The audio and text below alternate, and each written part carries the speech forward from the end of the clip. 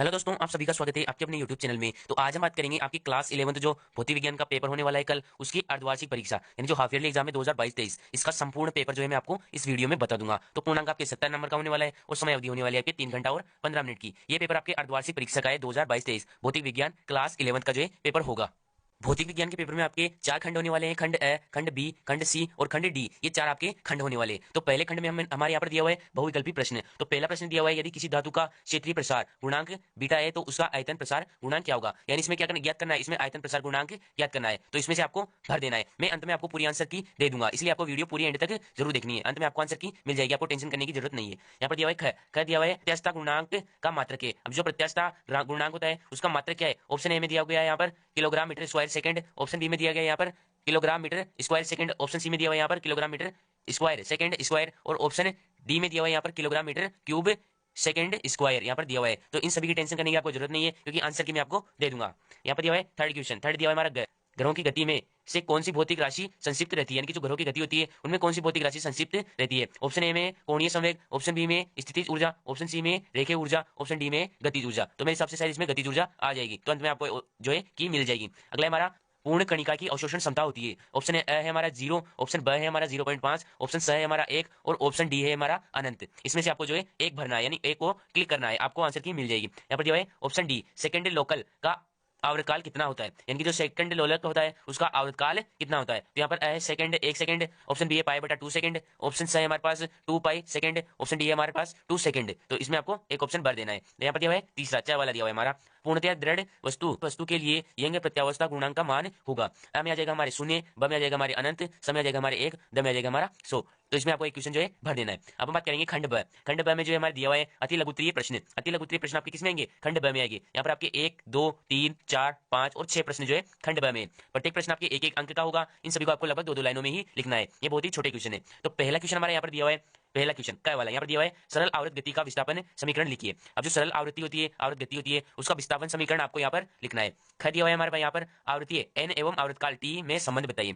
बहुत ही easy question जो है आपके आने वाले हैं, बहुत ही इजी क्वेश्चन है। संबंध आवृत्ति n में और आवृत्तकाल t में आपको संबंध बताना है। तीसरा हमारा ग वाला है हमारा, तीसरा यानी ग गुप्त उष्मा का मात्रक बताइए। अब जो गुप्त उष्मा होती है सिर्फ उसका आपको मात्रक बताना है। घ वाला है हमारा प्रक्षेप्त में उड़ेन काल के लिए सूत्र लिखिए। अब आपको उड़ेन काल के लिए जो है सूत्र लिखना है। यहाँ पर चौथा है हमारा पांचवा हमारा दो सदिशों का योग कब महत्व, दो सदिशों का योग का महत्व होता है। इसमें भी आपको 1-2 लाइन पे लिख देना है। यहाँ पर दिया हुआ है च वाला दिया हुआ है हमारा छठवां क्वेश्चन आखिरी हमारा पृथ्वी का गुरुत्वीय क्षेत्र तथा गुरुत्वीय विभव कहा शून्य होता है, यानी कि जो पृथ्वी का जो गुरुत्वीय क्षेत्र होता है और तथा गुरुत्वीय विभव होता है वो किस स्थिति में जो है शून्य होता है। अब हम बात करेंगे खंड ग की। खंड ग में आपके जो लघुतरात्मक प्रश्न है वो आएंगे आपके 2-2 नंबर के खंड ग में। पहला हमारा उसमें प्रसार से आप क्या समझते हैं, इसमें आपको लगभग 4-5 लाइनों में जो है उत्तर लिखना है। इसमें इस वाले क वाले में ख वाला हमारा उष्म गतिकी का प्रथम नियम लिखिए। उष्म गतिकी का आपको प्रथम नियम लिखना है और इसका जो है 1-2 लाइन में इसका वर्णन भी करना है। ग वाला हमारा बॉयल का नियम आपको लिखना है, जो बॉयल है उसका नियम आपको लिखना है। ग वाले हमारा यदि वेक्टर a बराबर 2i+5k होता है तथा b बराबर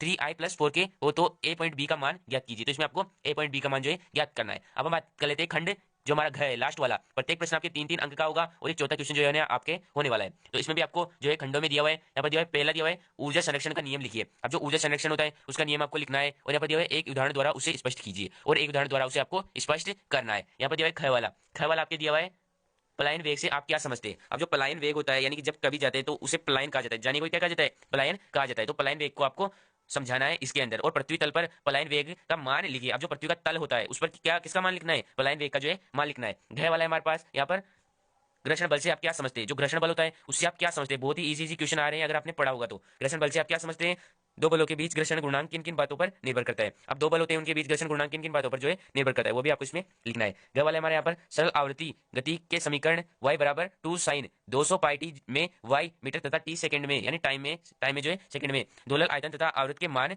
ज्ञात कीजिए। किसका आयतन दोलक का आयतन तथा आवृत्त के मान आपको ज्ञात करना है। डी वाले हमारे यहाँ पर अनुदान से आप क्या समझते हैं कि अनुदान क्या होता है, कितने प्रकार का होता है, नाम लिखिए। आपको नाम भी लिखना है और इससे आप क्या समझते हैं और ये कितने प्रकार का जो है होता है। अब हमारा पांचवा क्वेश्चन यहाँ पर दिया हुआ है सभी खंडों के उत्तर दीजिए। प्रत्येक अंकों का आपके 3-3 नंबर का, यानी इन खंडों के आपको उत्तर देने और प्रत्येक जो है आप क्वेश्चन आपके 3-3 नंबर का होगा। पहला क्वेश्चन हमारा गैस के अनुगति सिद्धांत के आधार पर बोयल नियम की व्याख्या कीजिए। किसके आधार पर, गैस के अनुगति सिद्धांत के आधार पर किसकी, बोयल नियम की व्याख्या आपको करनी है। सवाल है हमारा यहाँ पर तनी हुई डोरी होती है उसके जो अनुप्रस्थ जो कंपन होते हैं उनका आपको नियम लिखना है। गवाला है हमारा किसी सोनोमीटर के तार के तनाव को 21% बढ़ाने पर उसकी मूल आवृत्ति 5 हर्ट्ज जो है बढ़ जाती है। यदि तार की लंबाई 10% बढ़ाई जाए तो नई आवृत्ति क्या होगी? अगर मान लीजिए हम तार को जो है 5 हर्ट्ज बढ़ा देते हैं, तो यदि तार की लंबाई 10% बढ़ जाएगी, अब 21% जो तार है हमारा उसकी लंबाई 10% और बढ़ जाएगी, तो नई आवृत्ति क्या होगी? अब इसकी आपको आवृत्ति ज्ञात करनी है। अगला क्वेश्चन है हमारा घ वाला क्वेश्चन है हमारा, पर दाब अधिक्य क्या होता है? 2 मिमी त्रिज्या की द्रव्य बूंद के भीतर दाब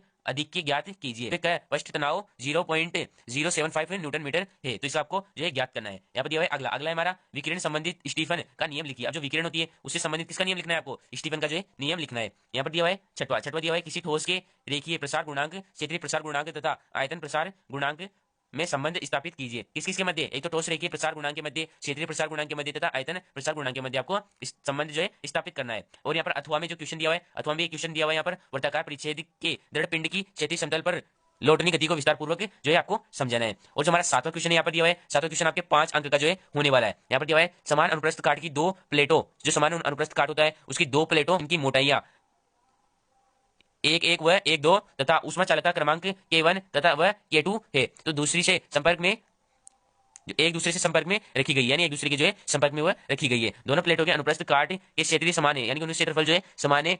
सिद्ध कीजिए कि संयोजकता की ऊष्मा चालकता यानी के बराबर, जो ये आपको समीकरण दिया हुआ है इसको हल करना है, या फिर आपको अथवा में यहाँ पर दिया जाएगा। अब हम बात कर लेते हैं 8वां, बोर्नौल प्रमेय की सहायता से आदर्श तरल गैस के लिए सूत्र। अब जो आदर्श तरल गैस इसके लिए आपको सूत्र दिया है, इसको आपको स्थापित करना है। अब अगला क्वेश्चन है